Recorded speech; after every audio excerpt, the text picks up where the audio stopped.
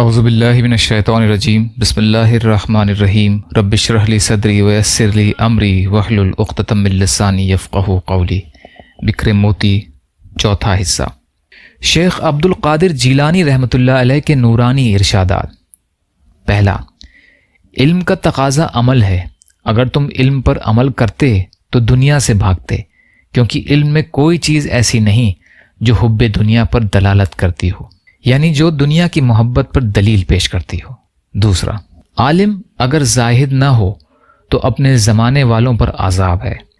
تیسرا، مومن اپنے اہل و عیال کو اللہ پر چھوڑتا ہے اور منافق زر و مال پر۔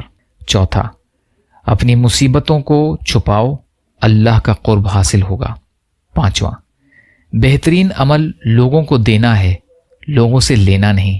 چھٹا، ظالم اپنے ظلم سے مظلوم کی دنیا خراب کرتا ہے اور اپنی آخرت۔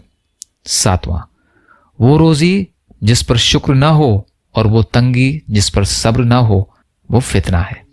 آٹھواں، جسے کوئی ایذا نہ پہنچے اس میں کوئی خوبی نہیں، یعنی جس کو کوئی تکلیف نہ پہنچے اس میں کوئی خوبی نہیں۔ نواں، مسکینوں کو ناخوش رکھ کر اللہ تعالیٰ کو راضی رکھنا ممکن نہیں ہے۔ دسواں، میں ایسے مشائخ کی صحبت میں رہا ہوں کہ ان میں سے کسی ایک کی دانت کی سفیدی میں نے نہیں دیکھی۔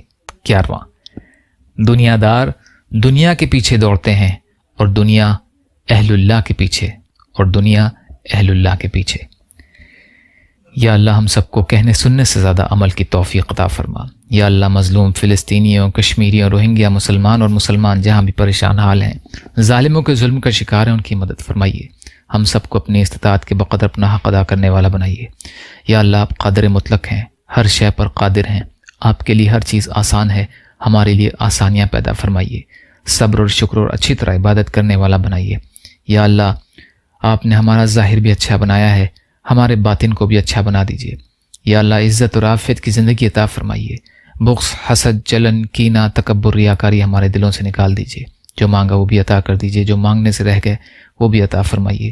اللہم لا تسلط علینا من لا یرحمنا ولا یخافک فینا، اللہم اجرنی فی مصیبتی واخلف لی خیرا منہا، ربنا تقبل منا انک انت السمیع العلیم برحمتک یا ارحم الراحمین، لا الہ الا اللہ محمد رسول اللہ۔ السلام علیکم۔